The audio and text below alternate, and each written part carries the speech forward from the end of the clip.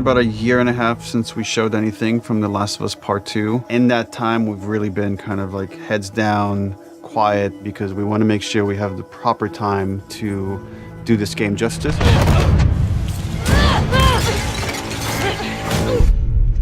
It's definitely our most ambitious in scope game that we've ever made. We really wanted to wait until we had something awesome and new and exciting to talk about because we've been so mysterious.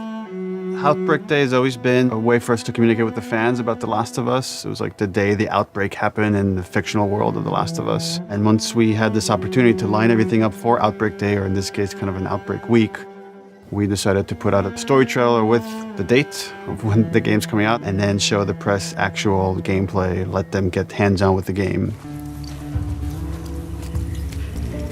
We're always trying to strike a balance of getting people excited for this game, show them a bit more of a glimpse of the themes this game is about, the cycle of violence, this idea of how far would you go to exact revenge to bring justice to the people you love. And then we also show that Joel is back and you get to see him for the first time. What the hell are you doing here?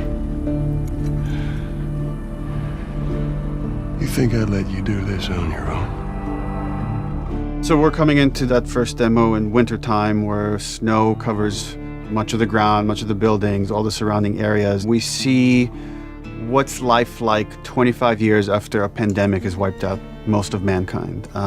We pick up Ellie, who was 14 in the first game, is now 19.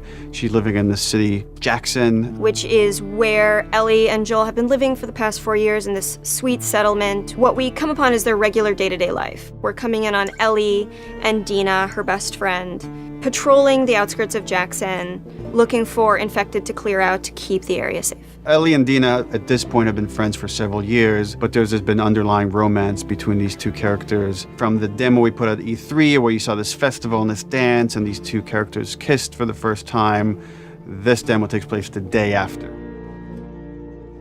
And then over the course of the level, they encounter some truly dangerous things. We wanted, just across the board, to make the enemies more threatening, to raise the tension that we started establishing with the first game. So that means the infected, even the lowest class, the runners, are more dangerous. Something that was really important to us was empowering all of our characters, right, and making them all equal. Ellie, as we saw in the first game, is incredibly capable, but this is a world where you need to be capable to survive, and we wanted to empower everybody. And the way that reflects in combat is, Dina is way more effective. So when we have Dina going out, while she may seem the less hardened character, she knows how to use a gun, she knows how to stealth, she knows how to kill a clicker as well as Ellie.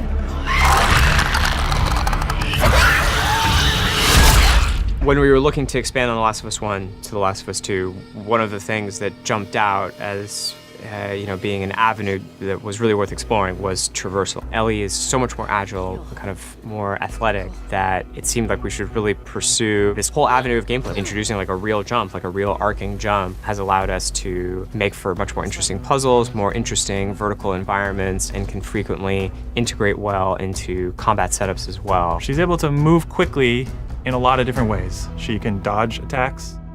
She can squeeze through, we call them squeeze throughs. Oh, looks like I could fit through that. Oh, I can fit through that, that's cool. And that has been such a great integration into the combat loop of like, you're fleeing an enemy, or you're trying to get a flank, you're in stealth, and you just kind of like scooch into a room or behind an object. In The Last of Us, you kind of rely on your weaponry. Like, they're frequently the difference between life and death. They're with you for the entire game. A lot of the gameplay choices that you make are based on how you use them, how you evolve them over time through your upgrades. We really wanted to give an opportunity to look at them up close, to interact with them physically. And so the workbench seemed like the ideal place to do that. I think over the course of the level, just talking about the tech for a second of just a snowy environment, we've got all the deforming snow stuff you'd expect, brushing by on horseback, a branch in the snow falling and collecting on the horse, like all these things you would expect in a realistic grounded world. We have this weather, the storm kind of kicks up. Over the course of the level, it goes from more of a clear day into a blizzard. It's all just to build this tension of, the mess that they got themselves into. Can they make it safely out? Dina, where are you? Eventually, they end up in this old abandoned library, and it's in this moment where Dina really pokes and wants to get the ball rolling on this flirtation, wants to bring down Ellie's walls. And they kind of reveal to each other how much they like each other. You're infuriating. Have you met you? And then we have a second demo that the press played that's like much later in this story where Ellie started going down this road of revenge. She finds herself in Seattle, pitted against this group that controls the city. Called the WLF. They're kind of a little bit like a militia that has taken over the town, and they have a very zero tolerance policy on people who are not from Seattle, kind of intruding on their space. And she hears over the radio that a male trespasser has been spotted, and she knows that the WLF are closing in on him. And so we find her negotiating this abandoned hillside suburb. And she's running into this new enemy type of guard dogs that the WLF are using. Dogs have a new sense of perception to bring to the table, which kind of puts this really interesting wrinkle on stealth gameplay, where so far you've been dealing with sight and sound, trying to stay out of sight, trying to move slowly to be quiet. But now with enemy dogs, you have to worry about them picking up your scent trail. If you go into listen mode, you can see, we have a visualization of that scent, so you can see like when the dog is sniffing you and where it's going. You can throw bottles to distract the dog off of your scent, and it just adds this extra tension. The second part of the demo, even though you're fighting mostly human enemies, we're introducing one of our new infected classes, the Shambler. And the Shambler is kind of a lumbering, tankier enemy that can take a lot of punishment. They'll kind of chase you down and try to get towards you and then burst and leave behind one of these lingering, corrosive clouds. In the demo, we have this mini boss fight, and that class happens to be a stalker. It's a class between runners and clickers.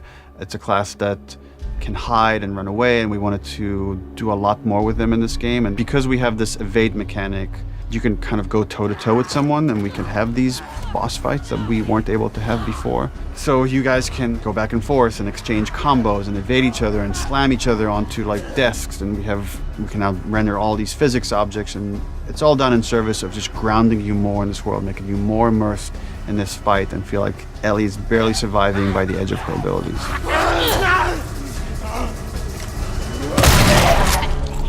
So for The Last of Us 2, we've kind of almost completely overhauled the player upgrade system. For the first time in the game, you're able to learn entirely new crafting recipes just via the upgrade system. These are abilities that make your character feel really different. You are really able to pursue the playstyle of your choice and kind of make the Ellie that you're playing your individual Ellie. We designed the whole experience to be something where it's a balanced stealth experience where you have a lot of tools to escape, you have a lot of tools to evade, you can entirely stealth past everyone. Got something. We'll look into it. And then the other big thing we did to immerse the player is make the human enemies much more threatening. They communicate a lot more between each other. Their AI is much more sophisticated. We rewrote most of the systems for this game. So much of this game is a conversation about the cycle of violence and how do we make violence feel impactful to the player. You can't stop this. Enemies have names. So when you're going around and you shoot someone, you might hear someone yell their buddy's name and they're now upset and agitated, and that changes their behavior. What is it? Someone took him out! We got something. To make a fully realized world, to really honor the impact of this violence, you have to honor every person in it. Nobody's a hero here. The demo is 2 to 3 hours of the game. You're seeing 2 different seasons, 2 different times of the year. It feels like a lot, and it's a tiny fraction of this entire game. And as we get closer to release, we're going to show more and more of the game, but we're going to be very mindful and conscious to not spoil like big things about this game. And I'm just super stoked for people to finally see the whole thing once it's out on February 21st, 2020.